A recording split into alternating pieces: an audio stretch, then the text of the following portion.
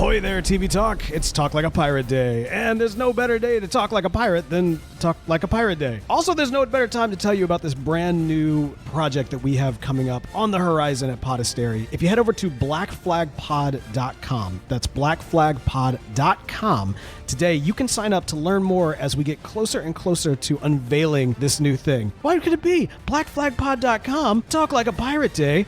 I'd wonder what it could be about. Are you curious? Head over to blackflagpod.com to find out.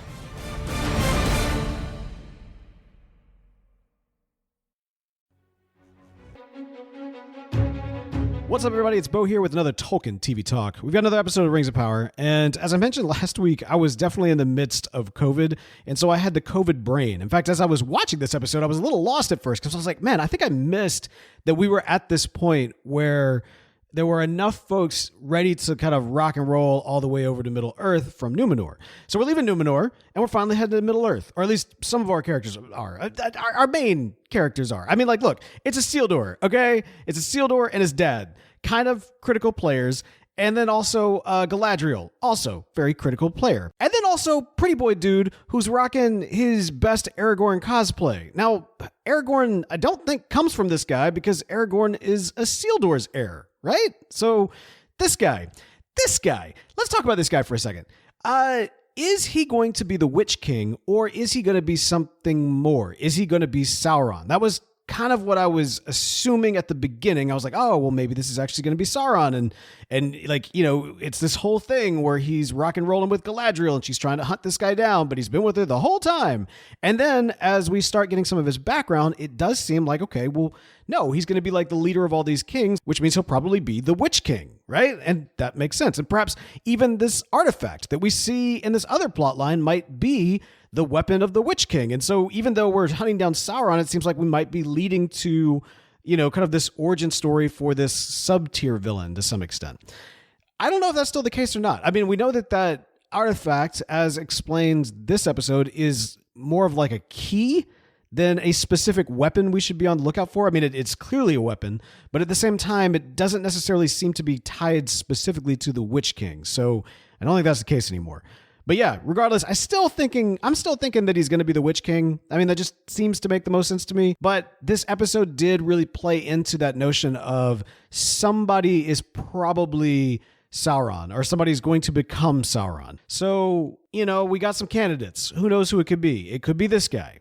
Or some people are speculating it could be the kid that is definitely, but maybe not, but probably the child of the elf and the lady. I don't think that's the case. I don't see that being the situation here. I really feel like their story is more to tell this origin story for Mordor. We know that the Southern Kingdoms are going to become essentially split into Gondor and Mordor.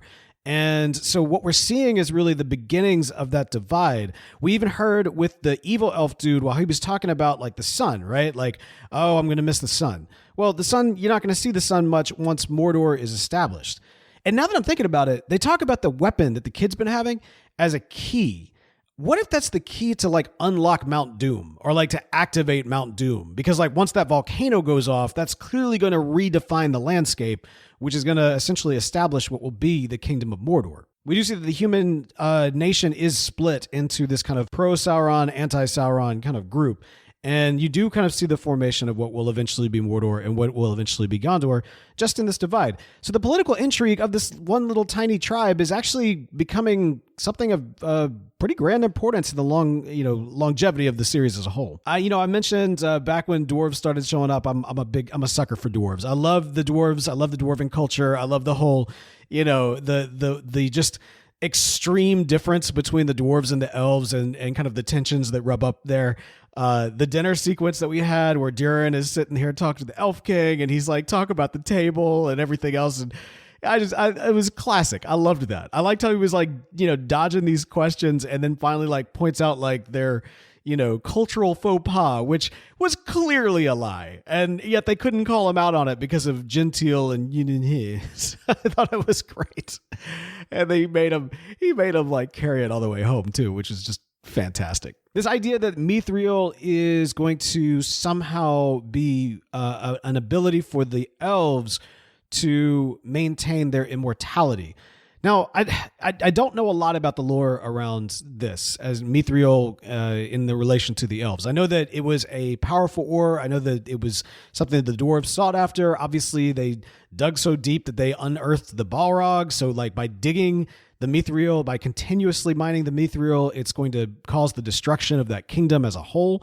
But not for a couple of generations, if I'm not mistaken. So, I mean, like, maybe this was the case. I just don't know. It's interesting. It adds an interesting wrinkle into the whole story and the whole plot line, because there was always this mindset that, like, oh, the dwarves were so greedy because they kept on digging and they didn't know when to stop. Well, if we're adding this whole thing that they were also being pushed by the elves, that's kind of interesting. I mean, like, that does kind of put the responsibility for the fall of Mordor not just on the dwarves, but on the elves as well. And yet I don't think that's going to be the case. I like Mithril as it relates to kind of like an arms race between the dwarves and the elves. This notion that, you know, it does kind of put a lot of responsibility in Durin's hands. I like that he was reveling in that. I thought that was really great. So we'll see what ends up happening. I guess overall, though, I'm kind of disappointed because I thought that what we were really like leading up to was the creation of the rings. Like, this is the rings of power, right? Like, wouldn't we be leading up to the creation of the rings? In fact, that dude, you know, the nice guy, like the nice elf guy, like, I thought that he was the one that's supposed to forge the rings. In fact, I know that he's supposed to forge the rings. So maybe he uses Mithril. I don't know. I'm just wondering when, you know, I could use a few more rings in the rings of power, if you know what I mean. So we'll see what happens there. Okay, and then finally we've got the Harfoots and this guy that might be Gandalf, might be Sauron, you know? There's that kind of blink and you miss it kind of cult that comes to the crater where one imagines he fell or someone else fell looking for him. We don't know what their deal is. But this one wizard, essentially, that is with the Harfoots. Is it Gandalf or is it not? I'm still of the mindset that it's probably Gandalf, but I suppose there is a possibility that this could be Sauron. Like, it's very possible that this could in fact be Sauron. I liked the conversation that he was having with the child, like with the little Harfoot girl, and she was saying like, no, you're good. He's like, me good. I'm not dangerous. I'm good. So they really could go either way with that. I'm kind of fascinated. Admittedly, this is too early for Gandalf to show up in the story. So could this have actually been Sauron the entire time? I don't know. Kind of cool. All right, we'll see where they end up going with it. A lot of stuff that's going on, a lot of names of places and everything else. Overall, you know, I said before, I've got to do the comparison between this and House of the Dragon. I got to admit, I am enjoying House of the Dragon way more than I'm enjoying Rings of Power. That could change. I think the more we get deeper into Middle-earth and further away from kind of more of the fringe stuff, like Númenor is cool. Like, the setting is cool. The characters, you know, they're cool characters, and the set design and the, you know, the costumes, and, you know, but like, kind of want to get back to the action. You know what I mean? Like, let's get back to the action and more dwarf stuff. And also, where's the pipes? Okay, there's there's like all these little things. I don't know. Let me know what your thoughts. You like where everything's going?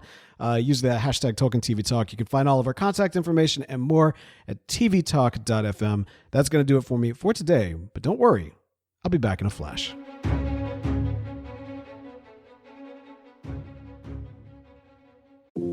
Tired of long waits and rushed care at the ER and urgent care clinic? Next time, stay home and let Dispatch Health bring the power of the hospital to you. I call Dispatch Health. A care team of medical professionals actually come to your house. They're the same caliber of people that you would see if you were at a hospital or an urgent care. Dispatch Health can treat most non-life-threatening emergencies. They can do the x-rays, they can do stitches, urinary tract infections, blood test, urinalysis, ultrasound. It's almost everything that they can do at the ER. You never feel rushed. They're there for you and only you. I felt like their only patient. And it costs no more than a trip to urgent care because Dispatch Health is covered by most insurance, including Medicare. See if we serve your home at dispatchhealth.com. Dispatch Health really went above and beyond. It's wonderful to have care come to your home. House calls are back, and they're better than ever. Learn more at dispatchhealth.com.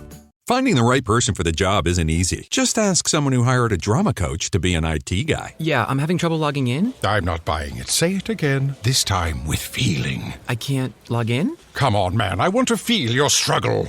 But if you've got an insurance question, you can always count on your local Geico agent. They can bundle your policies, which could save you hundreds. Now, like your life depends on it. I can't log in. Yes, we'll make an actor out of you yet. For expert help with all your insurance needs, visit geico.com/local today.